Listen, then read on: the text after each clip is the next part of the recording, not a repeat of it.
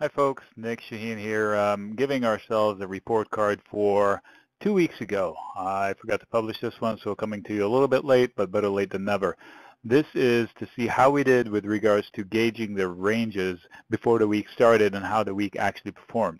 So again, this is grading ourselves on the week ending 6/26.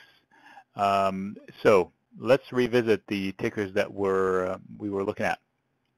First of all is the SPX upper left-hand corner.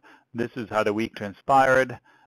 We said the 2100, this is the ES, pretty close to the SPX, gives us a gauge.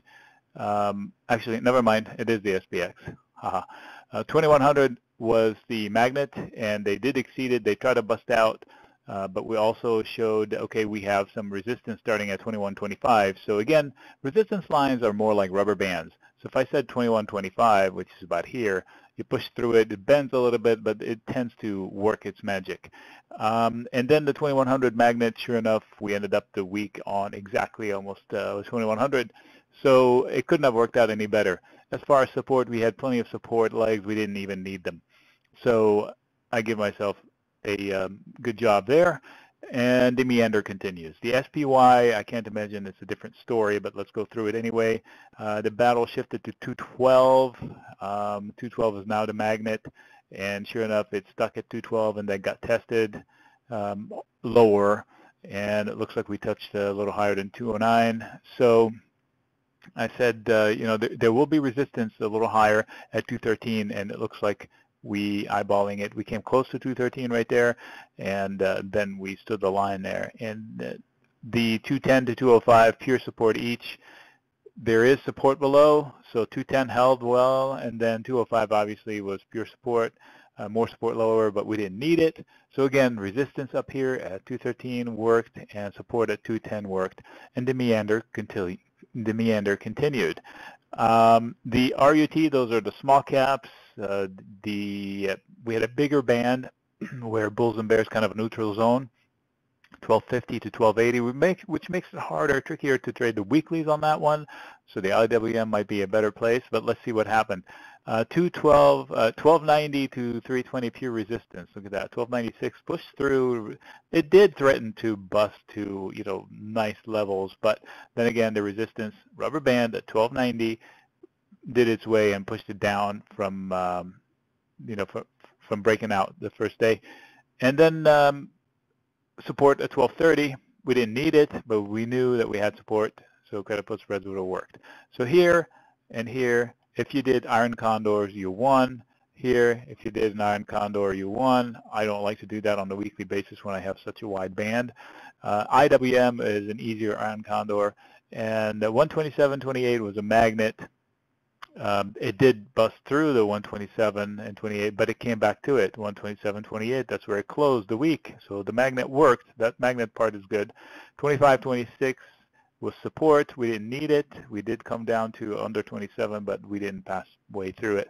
29 through 30.5 is definitely resistance each, not formidable. So I would have been leery of selling credit call spreads all by themselves up here, but doing an iron condor gives me, some level, great return, by the way, 20% probably on the week if I was able to withstand the pressure from both sides. The Greek headline was a threat on both sides. We didn't know how that's going to go.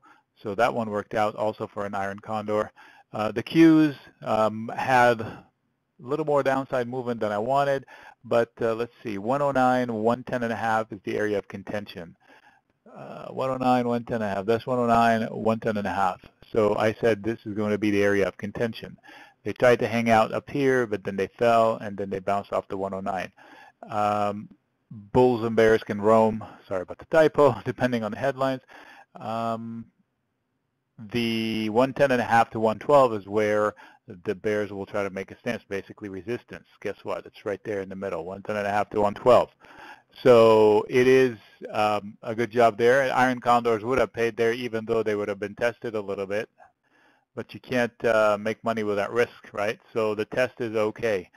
Apple 127 or higher is small resistance each. It did bust through the resistance on a strange buy day.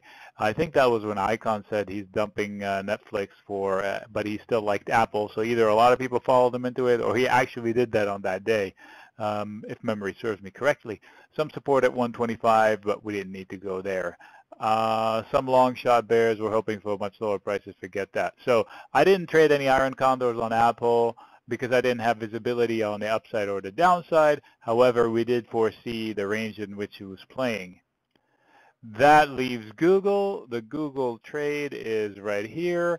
Google has been range bound for a while and has been a good opportunity for iron condors, even though it had some headline potential with Twitter and Yelp and all of that stuff. Nonsense. So the GOOG L, this is what we're looking at, the GOOG L, not the GOOG. 560 to 72 each, decent resistance.